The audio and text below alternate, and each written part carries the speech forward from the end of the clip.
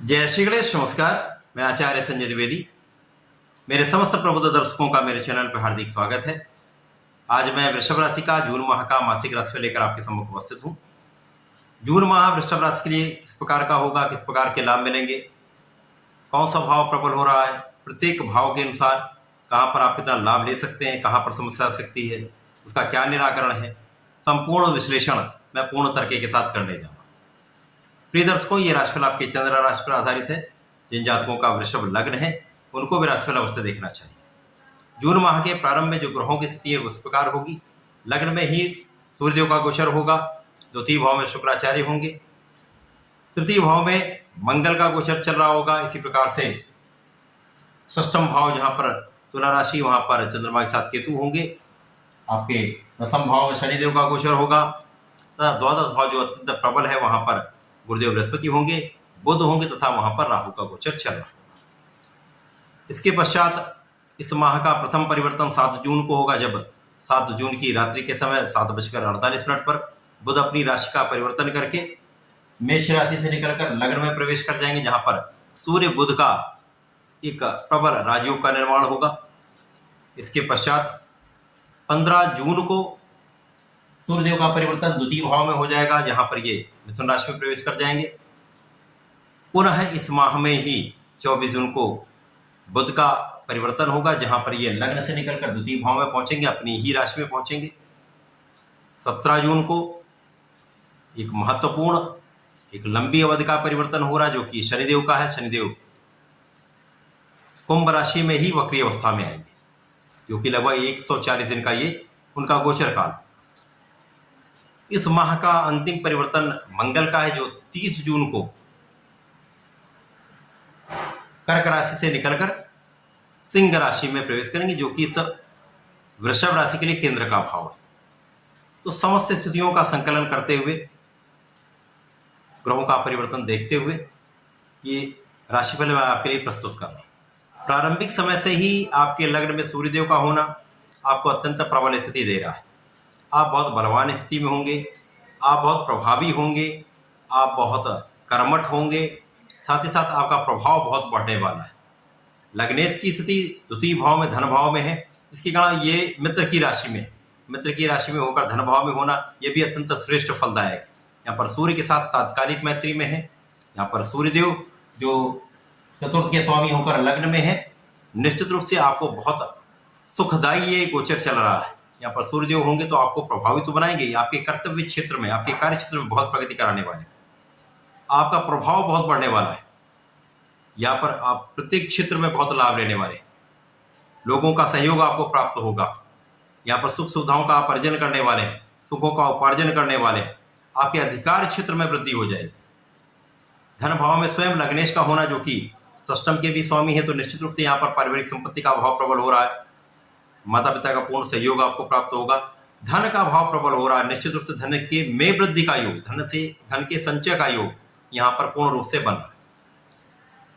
मंगल जो कि तृतीय भाव में है, पराक्रमेश चंद्रमा का षष्टम में होना, कुछ यहां पर जो निर्बलता दे रहा था मंगल के यहां पर होने के कारण ये निर्बलता भी दूर होगी। कारण क्या है, मंगल को तृतीय भाव का कार्यकत्व प्राप्त है, पराक्रम का कार्यकत्व मंगल के पास है, और मंगल पराक्रम के भाव में ही आकर चंद्रमा की राशि में गोचर करे, तो चंद्रमा को भी बल मिलेगा।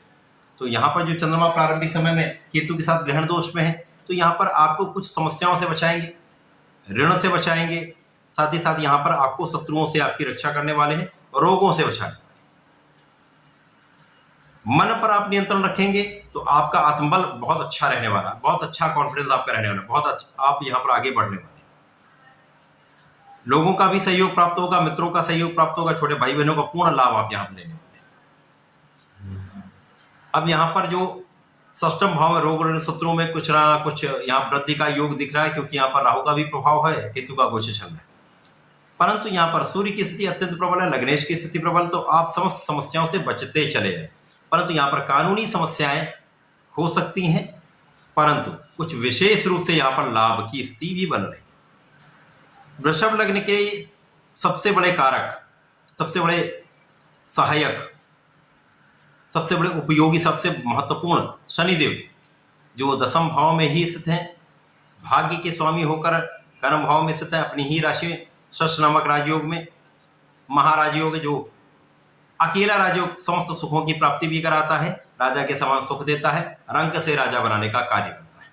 तो निश्चित रूप से इस समय जो जून में वृषभ राशि के लिए जो स्थिति बन रही है वो अत्यंत श्रेष्ठ है। यहाँ पर शनिदेव का प्रभाव आपको निश्चित रूप से प्रबल रूप से सफल करने वाला है। केंद्र का षष्ठ योग आपको राजा के समान सुख देगा, समस्त सुखों का अर्जन कराएगा, भूमि भवन वाहन का लाभ देगा, कार्य क्षेत्र की प्रगति करा देगा। कार्य क्षेत्र में पदोन्नति का योग, सरकारी नौकरी का योग यहाँ प्रबल हो रहा है। सरकारी नौकरी में सफलता का योग मिलेगा, शासन प्रशासन का पूर्ण सहयोग प्राप्त होगा। यदि आप राज्य मंत्री हैं, राजनेता हैं, किसी भी सरकार के किसी भी क्षेत्र में जुड़े हुए हैं, यहाँ पर बहुत श्रेष्ठ लाभ लेने वाले। जो लोग विदेश जाकर कार्य कर रहे हैं, विदेश में रहकर कार्य कर रहे हैं, विदेश से व्यापार कर रहे हैं, उनके लिए अच्छा समय है, अच्छा लाभ प्राप्त कर सकते हैं। धन के उपार्जन का समय है। परंतु यहाँ पर कुछ कानूनी समस्याएं भी हो सकती हैं। परंतु यहाँ पर शनिदेव का प्रभाव राहु पर भी है, गुरु पर भी है। तो बहुत सारी समस्याओं के आने के बाद भी आप उन समस्त समस्याओं पर विजयी भी अवश्य होंगे। परंतु कुछ मानसिक तनाव का समय है, कुछ कानूनी समस्याओं में फंसने का भी समय है।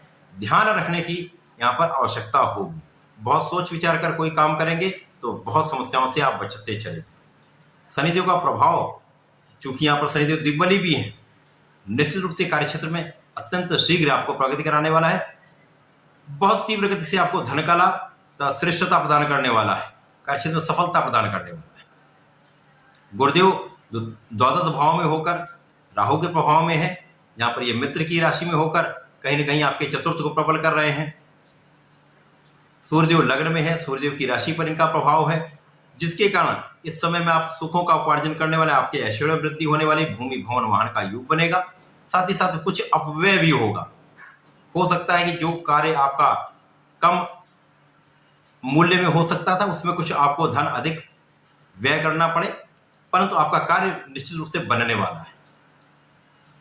जहां जहां गुरु का प्रभाव होगा वहां राहु का भी प्रभाव, परंतु यहाँ पर राहु निर्बल अवस्था में है, परंतु गुरु अत्यंत बलवान अवस्था में। तो लाभ की प्राप्ति अधिक होगी, समस्याएं कुछ कम होगी। जितने कुछ अवरोध अवश्य हो सकते हैं, कुछ पीठ पीछे शत्रु बन सकते हैं, कुछ आपको काम से रोकने वाले लोग भी बन सकते हैं, कुछ लोग आपके पीठ पीछे आपकी बुराई करने वाले बन सकते हैं। परंतु इन समस्त समस्याओं के होते हुए भी आप लाभ की प्राप्ति अवश्य करेंगे, नाम अवश्य करें। इसके पश्चात 7 जून को पहला परिवर्तन बुध का होगा, जो द्वादश में होकर अपना पूर्ण प्रभाव नहीं दे पा रहा है, क्योंकि ये मित्र की राशि भी नहीं है, द्वादश भाव त्रिक भाव है। यहाँ से बुध जो कि धन भाव के स्वामी होकर द्वादश में है, तो निश्चित रूप से निर्बल है। जब ये लग्न में आ जाएंगे, धन की प्रबलता प्राप्त होगी, श्रेष्ठ धन अर्जन का समय आ जाएगा। यहाँ पर सूर्य के साथ प्रारंभिक समय में 15 जून तक रहेंगे, एक सप्ताह में ही बहुत प्रबल रूप से धन का अर्जन कराने का समय। केंद्र का लग्न का बुधादित्य योग प्रशासनिक सेवाओं से, राजतंत्र से, शासन तंत्र से विशेष रूप से आपको लाभ देने वाला है।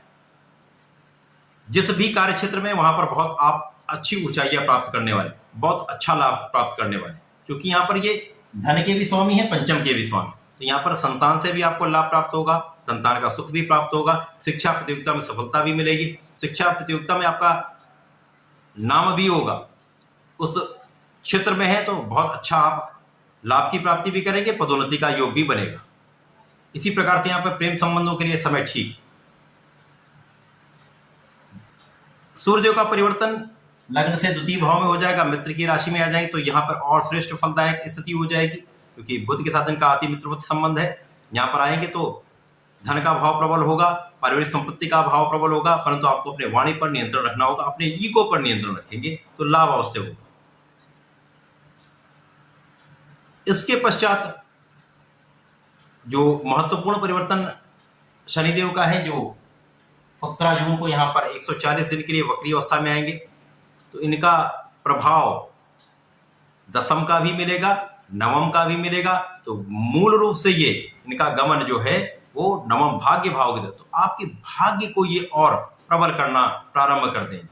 कार्यक्षेत्र तो प्रबल हो ही रहा है, आपके भाग्य की प्रबलता आपको प्राप्त होने लगी। अब यहाँ पर आपका परिश्रम भी बढ़ेगा, परिश्रम का पूर्ण लाभ भी आप लेंगे, साथ ही साथ भाग्य का पूर्ण साथ भी मिलेगा, संपूर्ण रूप से सुखदायी समय रहने वाला। 27 जून को पुनः बुध का परिवर्तन द्वितीय भाव में स्वराशि में हो जाएगा, अत्यंत श्रेष्ठ फलदायक। निश्चित रूप से यहाँ पर पारिवारिक संपत्ति से आपको लाभ मिलेगा, परिवार का पूर्ण सहयोग प्राप्त होगा, परिवार के सदस्यों के बीच में आपका संबंध बहुत अच्छा रहेगा, पारिवारिक सदस्यों की वृद्धि का योग तथा पूर्ण रूप से प्रचुर रूप से बड़ी संख्या में बड़ी मात्रा में धन का लाभ अवश्य प्राप्त होने वाला है। माह का अंतिम परिवर्तन 30 जून को, जो कि मंगल का है, मंगल केंद्र के भाव में आ जाएंगे। अब यहाँ पर बड़ी श्रेष्ठ स्थिति बन रही है। शनिदेव जो शश नामक राजयोग में केंद्र में है, मित्र की राशि में मंगल केंद्र में आ जाएंगे। निश्चित रूप से प्रबल स्थिति है। भूमि भवन वाहन का कारक जब भूमि पुत्र चतुर्थ भाव में आ जाएंगे तो भूमि भवन वाहन का भाव प्रबल हो जाएगा।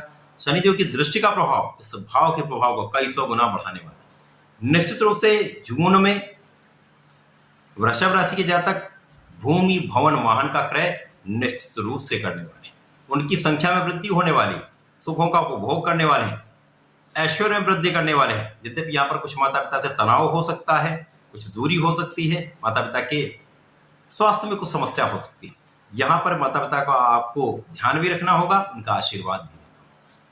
तो जून माह वृषभ राशि के लिए बहुत कुछ श्रेष्ठ फलदायी होने वाला है, विशेष रूप से लाभ देने वाला है, जीवन का मार्ग तय करने वाला है।